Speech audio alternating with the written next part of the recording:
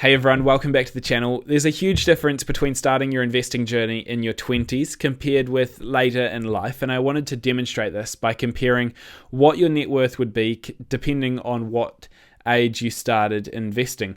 We'll look at how starting 10 years earlier could mean doubling your money over the course of your entire life.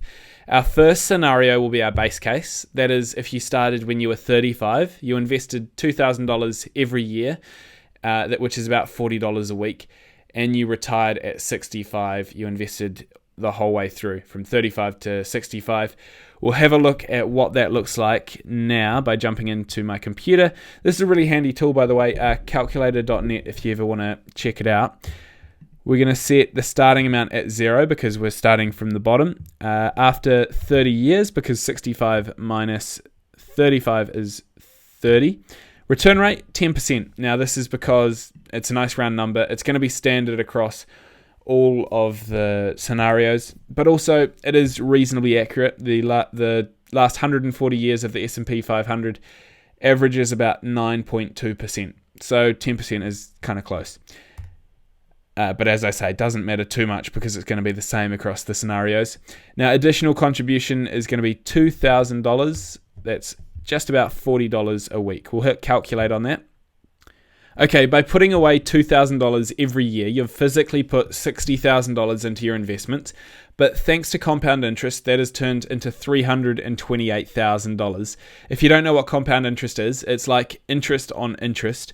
If, for example, you put $100 into an account that returned 5% annually, after the first year you'd have $105. The following year, however, you'd have $110.25 because you're earning interest on the interest you earned last year. Okay, so you've invested $2,000 every year from the age of 35 till you're now 65, and you have $328,000 in the bank. That's our base case. Let's work from there. In our second scenario, let's say we started 10 years later at the age of 45, so we can shrink that time number down to 20 because 65 minus 45 is 20, and we'll hit calculate. And look how much that number's shrunk. It's just over a third of what it was before, despite still investing about 2/3 of what you invested before. And remember, the only thing that we've changed is the amount of years. Another way of looking at it, by decreasing the amount of years by 50%, you've lost 186% of your money's future value. And that's why time is so valuable when it comes to investing. So let's look at our third scenario, and this will blow you away. And that is starting to invest when you're 25. So that is 40 years you would have invested for. We'll hit calculate.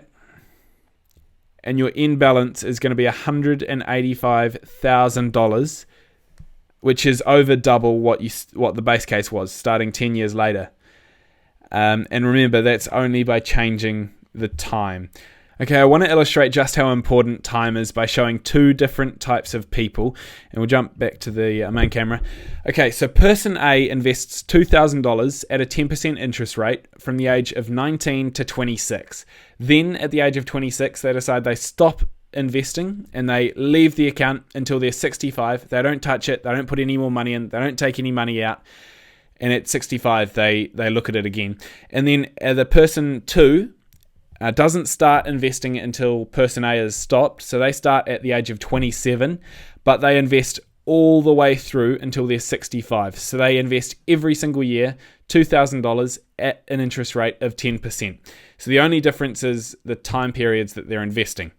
Okay, who would you think would have the most money in their account when they retire at the age of 65? And to help you out a little bit, person 1 over their lifetime has invested $16,000 in principal, and person 2 has invested $78,000 in principal. So who has more at 65? Intuitively, you'd think person 2, right? Because they've invested so much more money, in fact, almost 5 times as much. But that doesn't hold true when we look at the math. At the age of 65, person 2 has $883,185, which isn't too shabby at all, having only invested $78,000 of that.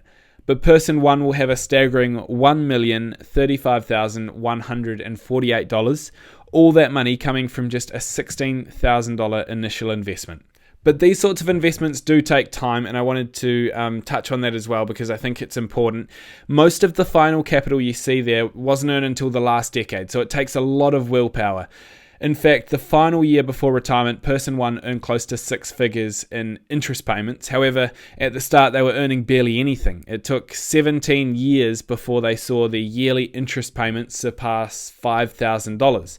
So it's certainly not a get-rich-quick scheme, and you do need a lot of willpower to be able to keep that money in there and not take it out and go buy something with it before you retire. But it does illustrate just how powerful time is when it comes to investing. The younger you are when you start, the more money you'll have when you retire. Thanks so much for watching. I'll see you next time.